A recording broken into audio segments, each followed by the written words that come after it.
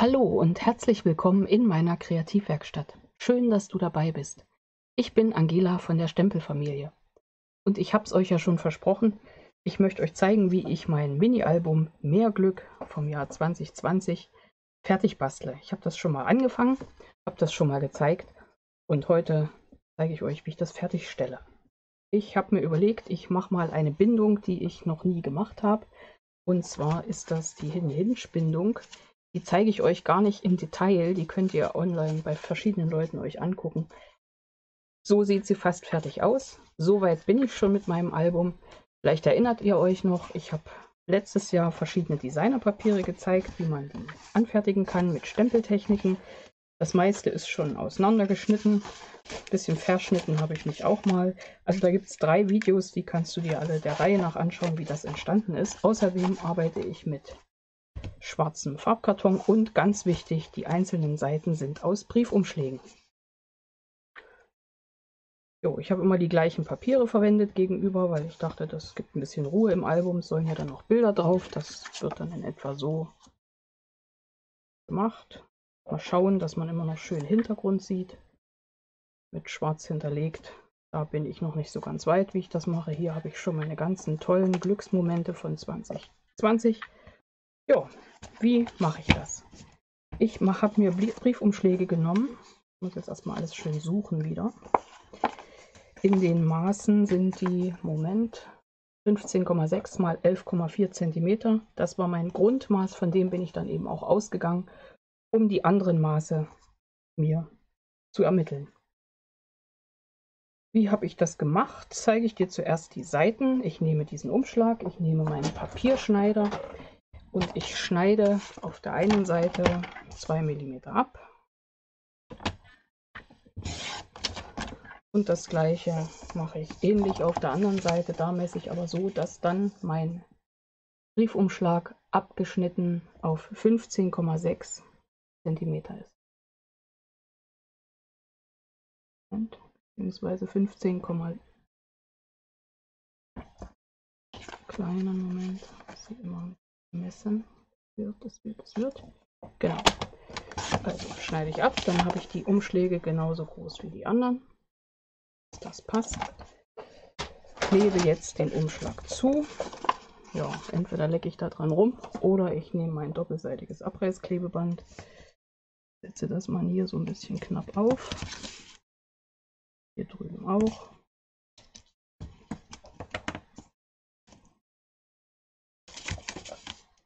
Und klebe das zu. Fertig. Dann nehme ich meine Designerpapiere, damit das weiter gegenüberliegend passend wird, kommt diese Seite hier drauf. Die habe ich zugeschnitten in den Maßen 14,8 mal 10,5 cm. Je nachdem, wenn du weniger schwarz stehen haben lassen möchtest, dann mach die größer. So konnte ich aber eben aus meinen A4 Blättern genau 4 Seiten bekommen. Ja, also jedes Mal mittig geteilt. So, ich habe an den Rändern doppelseitiges Abreißklebeband aufgeklebt, ziemlich knapp. Und klebe jetzt mit Flüssigkleber die ganze Seite komplett. Ach, doch, so rum passt das schon. Schau, dass überall der gleiche Rand ist. Die eine Seite, drehe das Ganze um, die andere Seite kommt das zweite drauf. Da habe ich das gleiche Papier genommen wie auf der Vorderseite, also auf der ersten Seite. Da konnte ich auch alle Papiere gut verwenden. Blieb nichts übrig.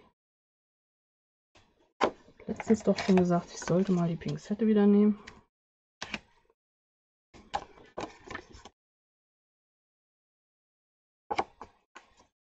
Ja, 4 sind ab, dann passt das. Und Flüssigkleber wieder, damit die Mitte nicht hoch steht und gut festhält.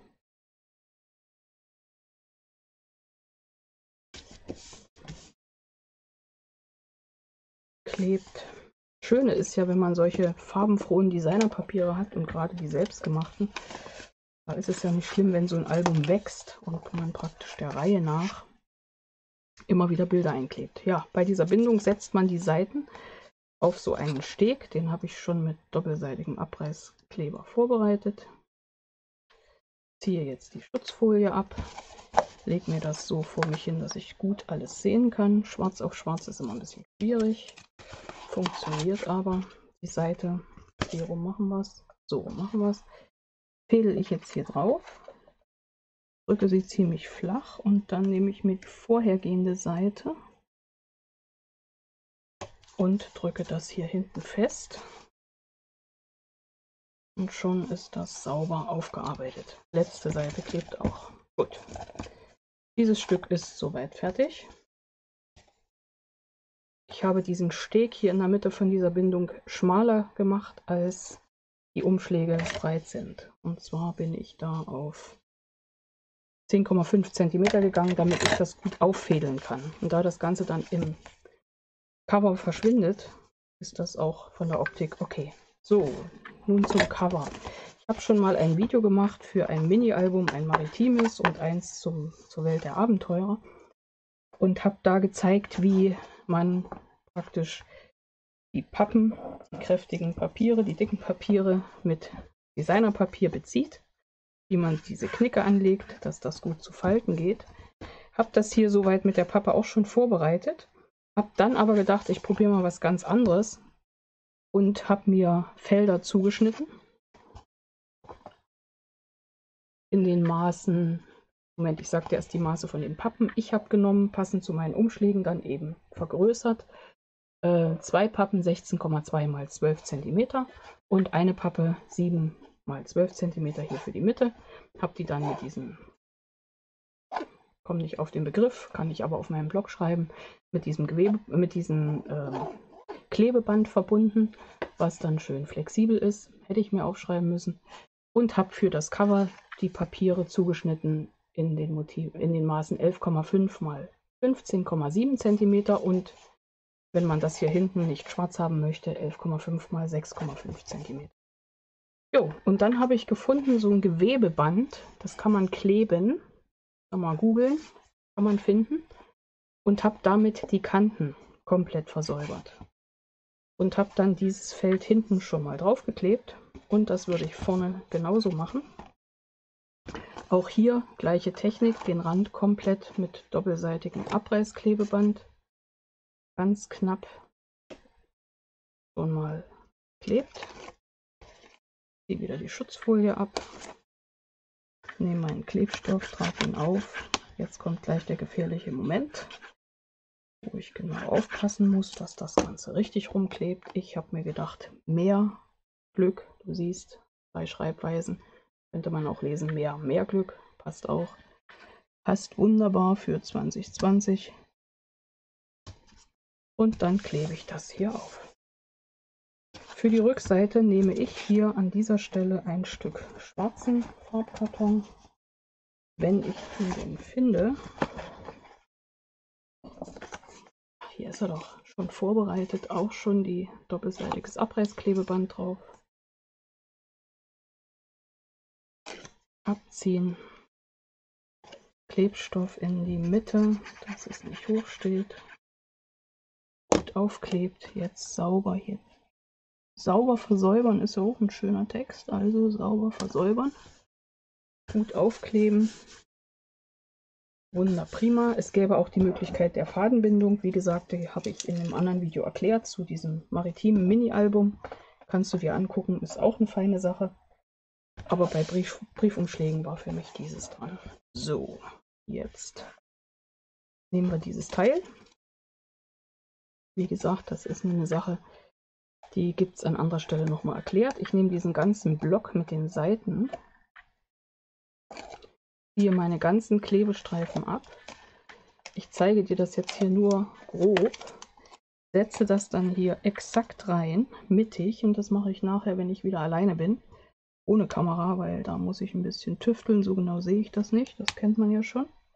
Klappe dann die Ecken rum und klebe meine 2 Verdecke für innen komplett dagegen. Links und rechts. Und dann ist mein Album fertig. Alles andere ist dann Feinarbeit, Fotos, Kleben und hast du nicht gesehen. Ja, das ist dann die schöne Arbeit, wenn man sich nochmal zurückerinnern möchte an ein schönes Jahr. Ja, das war meine Anleitung für dieses Album. Wie gesagt, das Reinsetzen kannst du dir vorstellen, mache ich dann später. Ich hoffe, dir hat mein Video gefallen, dann gib mir einen Daumen hoch, abonniere meinen Kanal und klicke auf die Glocke neben dem Abo-Button, dann verpasst du keine meiner weiteren Anleitungen. Ich wünsche dir kreative Zeiten, bis zum nächsten Mal. Ich freue mich schon auf dich, deine Angela von der Stempelfamilie.